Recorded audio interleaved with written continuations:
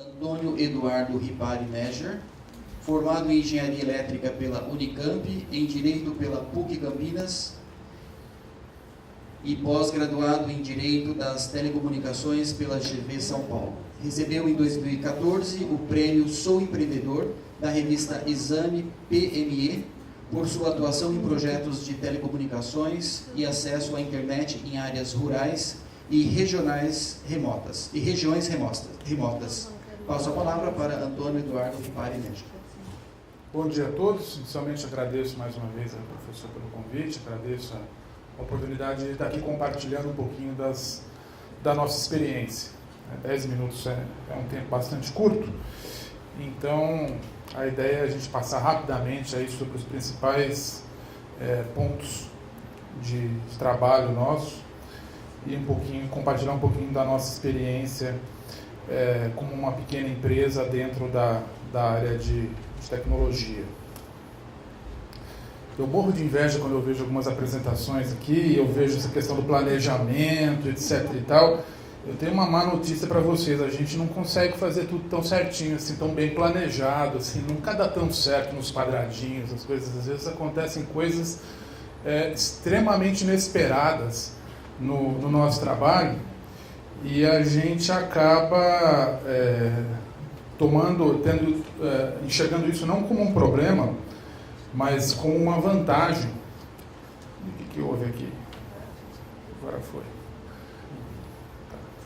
Vendo isso como uma vantagem, inclusive competitiva. Então a ideia é passar para vocês, contar algumas pequenas histórias do que aconteceu. A nossa empresa é uma empresa de base familiar, ela vai completar aí o ano que vem 30 anos, uma empresa de pequeno porte, funcionar 30 anos sem fechar, sem dever nada para governo, para imposto, para trabalho, para funcionário, para nada, é uma coisa muito rara no Brasil, ter uma longevidade dessa. Quem já teve uma experiência em empreender sabe como é complicado isso, né? Eu nem lembro qual era o nome da moeda do país quando começou a empresa. Eu era molequinho ainda, adolescente, no país começou e tudo mais, mas passou por todos esses planos econômicos, todas essas coisas e tudo mais. Mas hoje em dia a gente fala muito de incubadora de empresas, existe esse movimento vinculado a universidades, etc., onde você tem a incubação de empresas de base tecnológica. E curiosamente a nossa empresa surgiu da incubação, mas não de incubação de empresa, porque quando ela surgiu lá em 1987, a gente fabricava incubadora, a gente fabricava chocadeira. Não tem nada a ver com o que a gente faz hoje, mas vocês vão ver que tem um caminho muito bem explicado. Não cabe nos quadradinhos de planejamento, mas enfim, a história foi levando dessa forma. E as chocadeiras eram equipamentos para incubação de ovos, de várias aves, etc. e tal, e muito utilizados em áreas rurais. A gente tinha um mercado regional aqui na região de Campinas, o meu avô já fazia isso e tudo mais. E aos poucos, como uma pequena empresa, basicamente o trabalho maior era de marcenaria, até eu gostei do exemplo colocado pelo colega do Sebrae de marcenaria. E aos poucos a gente foi evoluindo com o produto e fez um planejamento, vamos fazer uma divulgação, vamos fazer um anúncio no suplemento rural do jornal. Vamos lembrar que em 1987 não tinha internet, não tinha nada dessas coisas. A grande divulgação era um anúncio no jornal, um anúncio na revista, e era caríssimo, era super difícil. E aí aconteceu um negócio inesperado. E até hoje a gente agradece ao seu Ernesto. O seu Ernesto era um senhor que foi num programa na época que era líder de audiência aos domingos no Brasil, chamado Porta da Esperança. E o seu Ernesto foi lá e falou para o Silvio Santos o seguinte: olha, o meu sonho, o meu grande sonho era ter uma chocadeira. Porque eu crio pato, eu crio não sei o quê. Enfim, ele foi 3 domingos seguidos e ninguém, abria a porta, não tinha nada. Gerava uma comoção. O seu Ernesto vai ficar sem a chocadeira, e agora, etc. e tal. E aquilo dando uma audiência absurda. Bom, conclusão, encurtando a história, só para mostrar para vocês aqui. Esse negócio de programa de TV, a gente acha que é tudo combinado e tudo mais, não é. A gente entrou em contato com o programa lá do seu Silvio, e aqui tem um videozinho curto do que aconteceu. Não tem isso. Vamos aumentar o som.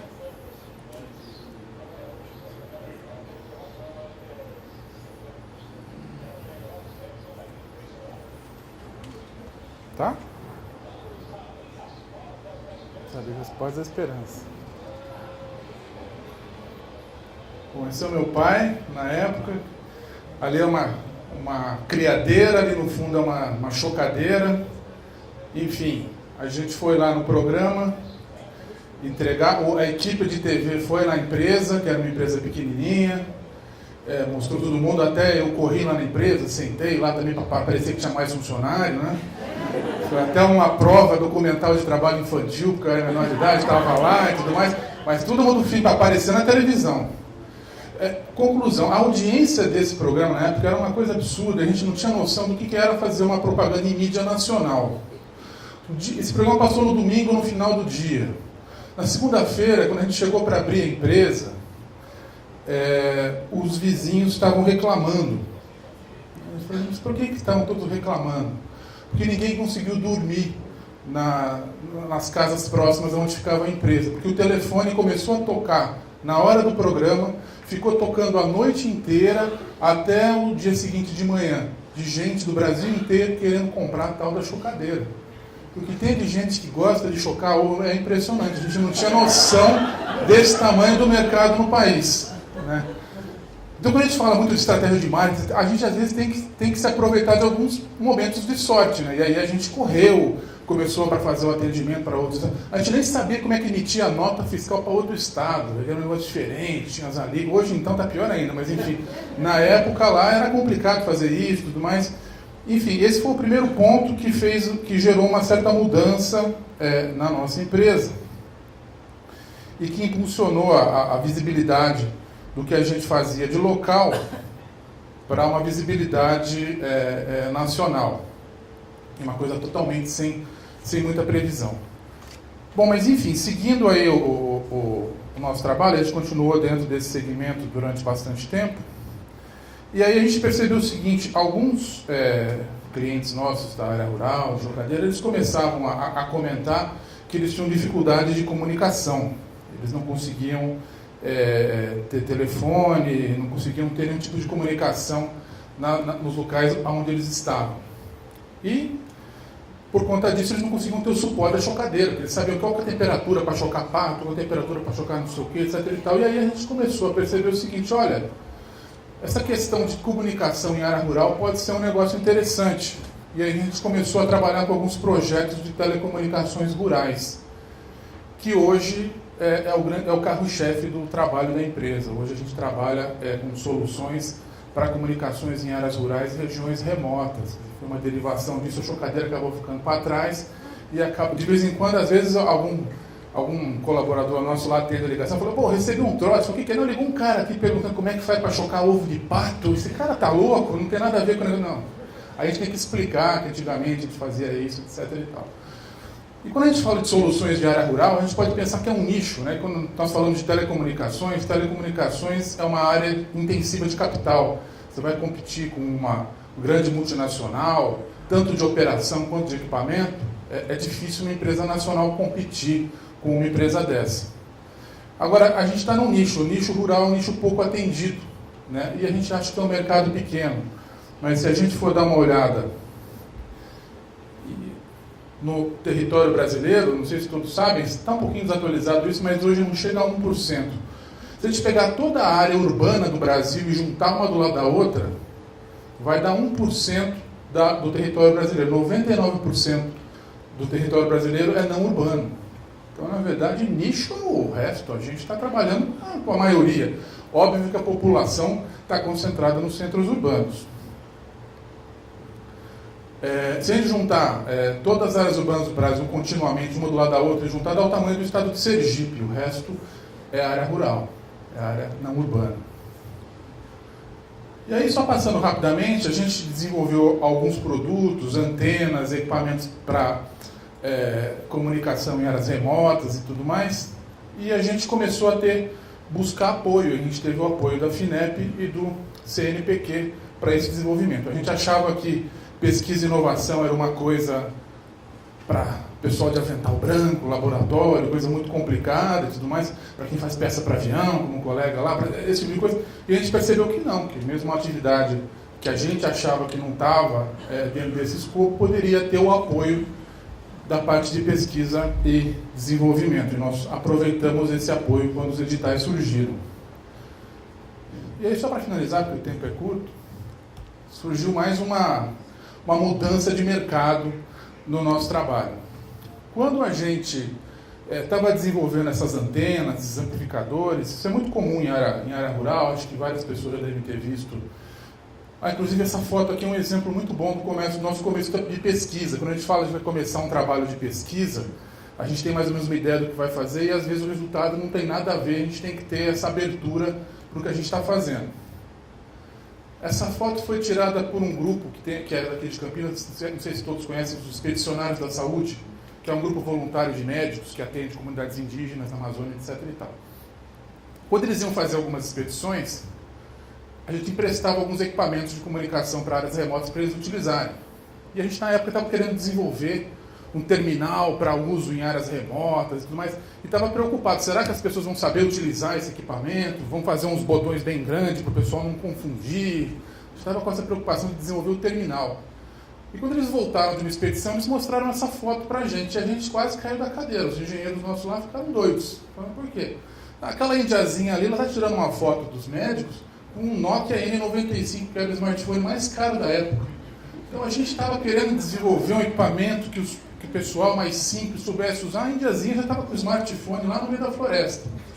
O único problema é que ela não tinha o sinal. Ela estava usando só como máquina fotográfica. Então a gente se concentrou, também essa brilhante dedução, que a gente tinha que trabalhar em levar o sinal em equipamentos que amplificassem o sinal de celular e não trabalhar em cima do terminal, porque o terminal é commodity, o mercado resolvia isso. E aí a gente começou a trabalhar com os reforçadores, com os amplificadores de sinal para celular, voltados, obviamente, para áreas rurais e regiões remotas. Estratégia que se mostrou novamente errada. Isso foi bom. Por quê? Porque a gente começou a detectar o seguinte, que a grande parte dos nossos clientes, na verdade, estavam nas áreas urbanas. Não sei se alguém aqui tem telefone da Claro, mas aqui não tem sinal dentro desse auditório. Depois eu até passo um orçamento aqui para vocês para fazer uma instalação. Já da outra vez eu já tinha falado, vamos passar de novo. A gente acabou detectando que o mercado era muito maior que aquele nicho rural, que para a gente já não era nicho, né? Que era um mercado bastante grande, que era um mercado onde a gente podia atuar em áreas urbanas também, reforçando o sinal. E só para finalizar, porque eu já estou com a plaquinha do fim aparecendo, um outro efeito interessante da gente ter sempre a mente aberta para a inovação quando a gente trabalha, durante o desenvolvimento desses equipamentos para reforçar o sinal do celular, estagiários, sempre os estagiários fazem isso, né? Montaram lá uma aplicação de um equipamento e acabaram montando alguma coisa errada na hora do desenvolvimento, e o equipamento de amplificar o sinal, ao invés de amplificar o sinal, ele estava gerando ruído, um espúrio danado, então, em vez de estar melhorando o sinal, ele estava piorando o sinal. E aí alguém lá com um lampejo de empreendedorismo falou assim, tá aí, baita produto esse. Eu falei, mas como um produto está piorando o sinal? Eu falei, isso, para pôr no presídio, bloquear o sinal no presídio. Na época estava passando lá aquelas rebeliões dos presídios, etc. e tal, e foi com base nesse produto defeituoso, você vê que a gente vende até o defeituoso, é um produto bacana que a gente põe no mercado. A gente desenvolveu, só me perdoe, só mais um minutinho para eu fechar aqui, a gente desenvolveu o que a gente chama hoje de Plataforma Brasileira de Bloqueio de Sinais de Comunicação, que usa as mesmas antenas do telefone rural, os mesmos amplificadores do telefone rural, só com aquela estragadinha lá que a gente fez. São os mesmos, é o mesmo produto. É o caso das Havaianas, que teve uma abordagem diferente. A gente saiu daquela coisa bacana da área rural, bonito, o sol nascendo, aquela coisa bonitinha, para ir lá para a cela do presídio, aquele negócio perigoso, etc. e tal. Eu até me assustei quando um time que estava olhando e falou, nossa, 70% do nosso faturamento hoje vem de coisas que são secretas, confidenciais, de segurança pública, etc. e tal. Então esse foi o desenvolvimento que a gente fez, baseado aí no aproveitamento de um conhecimento de outras áreas. Hoje a gente é líder de mercado no Brasil, difícil ser líder de alguma coisa, né, no mercado. A gente foi achar um segmento bem esquisito para ser líder. Então hoje A gente é líder absoluto no mercado brasileiro de bloqueio. A gente tem 30 presídios com bloqueio, né? E só para finalizar, um indicador interessante de inovação, eu acho que todos... Aí a gente fica na dúvida do nível de inovação das nossas empresas, etc. e tal. Eu vou dar uma dica bem prática de a gente saber se a gente está inovando ou não.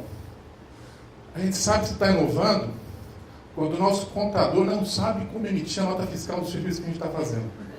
Ele fala, nunca vi isso, não sei, vou consultar. Consulta um, consulta outro. O cliente não sabe, ninguém sabe que imposto incide, aonde se qualifica, e você fala, pô, inventamos um negócio diferente. Porque, na verdade, houve uma inovação do produto, mas houve uma inovação do serviço. Isso não foi vendido para as unidades prisionais como um produto, toma aqui a caixinha. Foi vendido como um serviço, como quem vende banda larga e tudo mais. Então, a grande questão é o seguinte, o que é isso? É a desprestação do serviço de telecomunicações. É um negócio ao contrário.